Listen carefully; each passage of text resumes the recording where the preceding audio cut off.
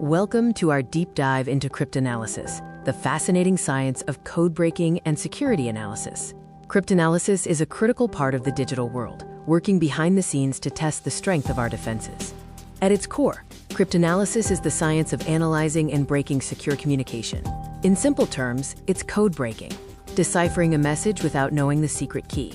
Cryptanalysis is the opposite of cryptography. Cryptographers are the architects who make the code, while cryptanalysts are the demolition experts who try to break it.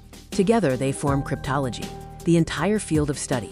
Why do people try to break codes? The goals are varied and not always malicious. One primary objective is to find the secret key. If a key is deduced, the attacker can decrypt not just one message, but all future communications secured with that same key. Another goal is to find weaknesses. Ethical hackers use cryptanalysis to test system safety before deployment, or sometimes the goal is simply to decrypt a specific, important secret file. Cryptanalysts use different methods depending on the amount of information they possess. The Ciphertext-Only Attack is the hardest to perform. The hacker has only the scrambled message and must use statistical methods, like frequency analysis, to crack it. Frequency analysis is effective for simple substitution ciphers. It relies on the logic that in languages like English, certain letters like E, T, and A appear most often, allowing the cryptanalyst to make educated guesses. Other attacks rely on the cryptanalyst having access to some known data.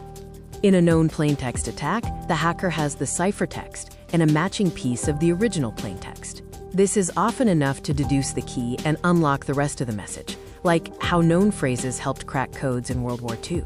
The Chosen-Plaintext Attack is powerful. The attacker gains temporary access to the encryption machine, inputs their own text, and observes the resulting ciphertext, allowing them to map out how the algorithm works. The brute force attack is the simplest conceptually, relying on sheer power and time. A brute force attack is simple trial and error. The hacker attempts every possible key combination until the correct one is found. Think of trying every number combination on a bicycle lock. The defense against brute force is simple. Use a longer key. A long enough key ensures that the time required to guess it exceeds the lifetime of the information, rendering the attack useless. How do we actually determine if a code is unbreakable? Unconditional security means the cipher cannot be broken, even if the hacker has infinite computer power. This is very rare and typically only achievable with methods like the one-time pad, which is impractical for daily use. Computational security is the modern standard. The cipher can be theoretically broken, but it would take too long or cost too much to be worthwhile. If breaking the code takes 1,000,000 years, the information is considered secure.